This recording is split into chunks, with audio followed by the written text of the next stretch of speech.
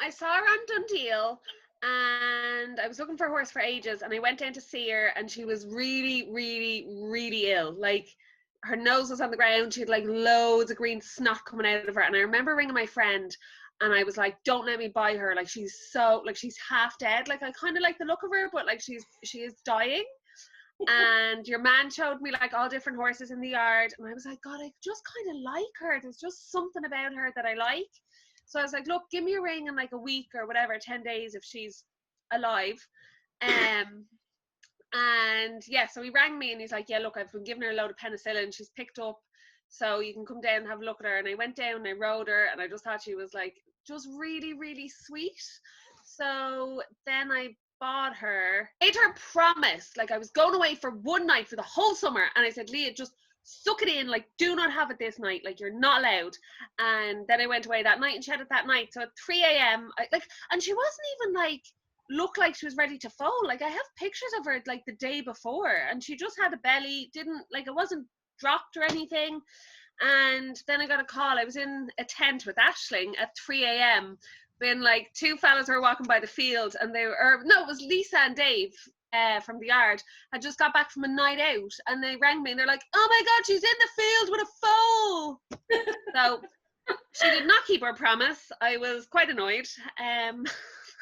But one night, I went away for one night out of the whole summer, and she was like, spit it out now. Was there any chance you were mother henning her and she was like, great, she's gone, a bit of privacy? Probably, because the next time when she was having Alpha, I had a webcam in her. She's just one of these mares that just doesn't give you any signs, which is really annoying, like for a brood mare.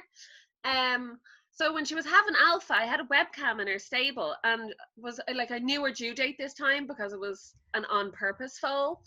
And so it was coming up to her due date, and all was grand, and I brought her in, and she was eating her dinner, and you know, everything looked fine. She wasn't running milk, she was just big, again, no drop. And I was at home and I was watching Jersey Shore in my jammies, and I like was like, oh, I'll just go on the webcam and see what she's doing. And I went on, she was down having the foal, so I had to leg it to the yard. In the yard. In a Jeep this time. But same thing, like she just gives you nothing, like no signs, nothing. So like inconsiderate. And so again, great mom. Once they're out, they're great. I always wanted to do showing, and then when I bought Leah in October 2012, and she had Satanta the last day of June, so I was like, feck, we may as well go off and have a go at like all this in-hand showing stuff. And like, I loved it. Like, I loved the mare and foal classes, all the young stock showing. And then obviously when she got back into work, I was able to have a go at the proper showing. But yeah, I love the young stock showing. I love showing. It's like a pageant, but for your horse. Like, I'm such a pageant mom. That is, yeah, now I can see it. Toddlers and tiaras all over it. Yeah, that's me. I'm Mama June. How showing you like though? I think it goes back to, it's pretty much people been like, yeah, your horse is really pretty, and I'm like, yeah, I agree. Do you know, like, and just like getting them ready and like getting them all dolled up. Do you know? Yeah. Oh my God, I'm such a pageant mom. I'm a pageant mom. Love it. And like, would you prefer ridden or in hand?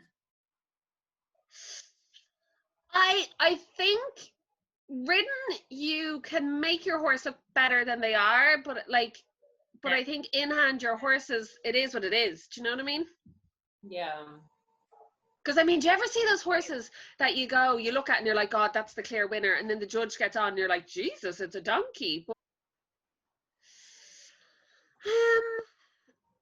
I mean, there's always the usual ones of like who you are, and like, you know, you don't want to be that judge that puts a professional rider down the end of the ring, but I think that's in every single class.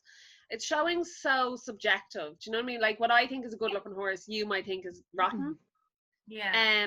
Not getting feedback, I suppose. Like, if you're doing dressage, it's still subjective, but at least you can be like, oh, they said he was tense. We're showing you're not giving anything to work on. Like, I know confirmation, yeah, it is what it is, but like ridden wise, if they came up and they were like, oh, here's a score sheet, your horse was really, really tense, you need to work on that, and it's not flexing great. Do you know what I mean? I think that way would be really, really handy.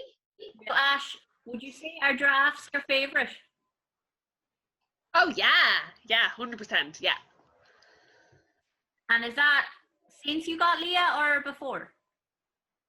Before, so I don't know, I always like drafts because like they're hardy. Like there's nothing worse than like going to a show and being like, oh, they might be lame tomorrow, the ground's a bit hard. Like a draft is just hardy. You don't have to pump them full of feed generally. Like I don't want a high maintenance horse. Like life's too short for something high maintenance. So I don't know. I like You and the when I was looking for a horse for sale, that was like I wanted a purebred draft because I knew I eventually wanted to breed anyway. So and then Leah beat me to the plan and had her little surprise frog. Surprise, mom! That is her latest sprog that was totally planned, and we know who baby daddy is. What are your plans for him? So he's still entire. He's nearly 4. He's actually just so good. Like he's so sweet.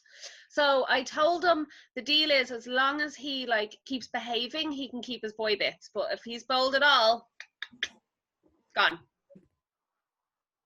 Art. So I was in Budapest doing veterinary. I did 3 years over there, and I got kind of homesick, so I came home. And we used to foster dogs. So I think it was like my 8th or 9th one. So what they do over there is they'd get the dogs out of the pounds and they'd go live with students, and then you'd get all their vaccines and stuff, and they'd go off to Norway. The Norwegians love adopting like rescue like street dogs from Budapest, so it was grand. So like every time we got a dog in, like every time we went to Budapest we'd get another one, and we got him. He's one of those, you know, the black dogs with all the dreadlocks. Yeah. So he was one of them, and we got him, and he needed an operation on his hip, and it was only about 100 quid, and the people who wanted to adopt him wouldn't pay for it, and I was like, oh, like no one wanted him, so I ended up, they got him for my 21st birthday off my friends, and then when I decided I just needed to go home, I was like, I'm gonna bring him home with me. So like we flew from Budapest to Manchester, got 2 trains over to Holyhead, stayed the night in Holyhead, and then got the ferry across. So we had great adventure all around Budapest, but like for a little street dog that no one wanted in Budapest to like coming back to Ireland, like he was just deadly. Yeah. That's really cool. Where did I get Collie? Yeah. Collie was a neighbour's dog, born and raised on a farm, lived on a farm all his life, and just was wild. Just chased cattle all day. All day chased cattle. So the cattle got so scared, like they wouldn't come into certain bits of the field to go get water because he used to just chase them. So he was going to the pound. So I was like, oh yeah, I'll take him. Like I take every other stray animal going. So that's how I ended up with Collie the Collie. He was named before I got him. I really feel like I should stress that. Like I'm not that bad at naming animals.